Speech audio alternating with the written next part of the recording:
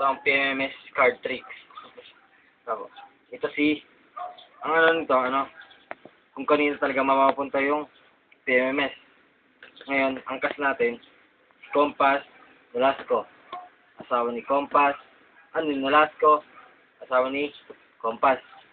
Attorney ni Compass, attorney ni Nolasco, bodyguard ni Nolasco, bodyguard ni Compass. Itong Ace of Spades, siya yung judge.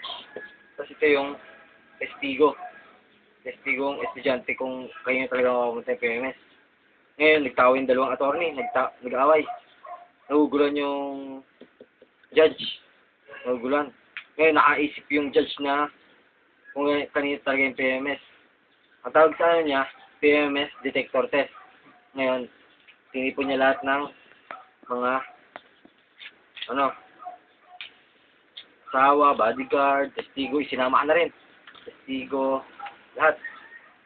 Kung sino yung nasa ilalim, hindi kanya yung PMS. I-spell out mo lang yung PMS. Kung sino nasa ilalim, hindi kanya yung PMS. Game. P. M. M. S. Hindi siya bodyguard ni Nolasco. P. M. M. S. Hindi sa abogado ni Compass. P. M. M. S. Hindi sa bodyguard ni hindi sa attorney ni Nolasco. P. M. M. S. Hindi sa bodyguard ni Compass. P. M. M. S. Hindi sa asawa ni Compass. P. M. M. S.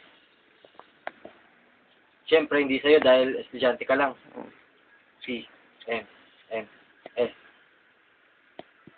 Hindi kay Compass. Ngayon, sino kaya sa dalawa? Sino kaya PMS? Dandararan. P. M. M. S. Hindi kay Nolasco. Kung ganon, kayo na yung PMS. Hindi mo alam. Ang totoo niyan, sa'yo yung PMS. Kasi, naguluhan na yung judge. Para walang magtalo, sa'yo na lang binigay yung PMS. The end.